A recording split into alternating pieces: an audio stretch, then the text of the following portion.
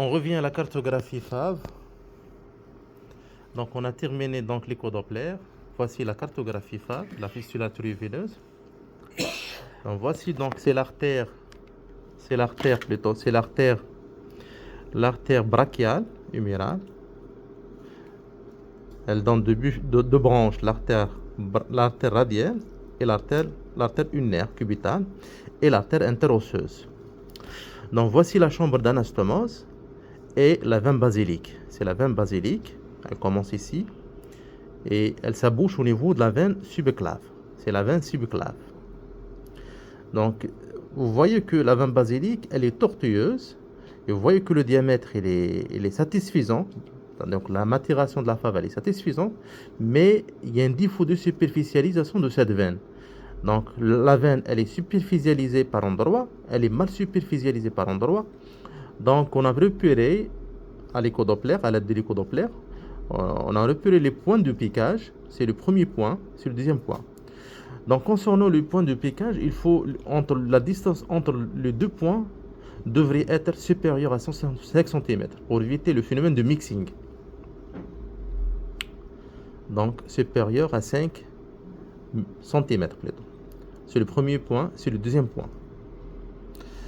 Et ici, on a mentionné le diamètre, c'est-à-dire le diamètre de la veine basilique. Le diamètre varie entre 7 et 9,9 mm et la profondeur varie entre 3,4 et 9,3 mm. Donc on a dit tout à l'heure que la profondeur doit être inférieure à 6 mm. Donc 3,4 c'est satisfaisant, 9,1 c'est trop. Et concernant le diamètre quand il dépasse 6 c'est bon. Donc 6,6 entre 7 et 9,9 c'est satisfaisant. On a repéré, on a mentionné le sud du piquage, voilà, en l'écho-Doppler. Et ici, on a mis le premier point, c'est 6 cm de la chambre d'anastomose, c'est-à-dire la distance entre le premier point de piquage et la chambre d'anastomose, c'est 6 cm.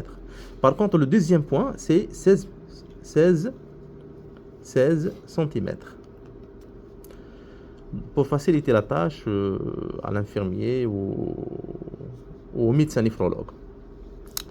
En même temps, on a calculé le débit de la fave. Le débit de la fistule artério-veineuse, on l'a calculé, est égal à 1193, c'est-à-dire c'est 1,1 litre par minute. C'est un débit qui est normal, qui n'est pas pathologique. On sait que le débit normal, c'est entre 500 et 1200. On peut aller jusqu'à 1500. Et à partir de 1500, on parle des pertes débit. Et on parle d'hypodébit, une fave en hypodébit, c'est quand le débit devient inférieur à 500. À ce moment-là, il faut s'inquiéter, il faut chercher une sténose fibreuse, etc. Soit une sténose au niveau de l'anastomose ou au niveau de la veine de drainage. Merci.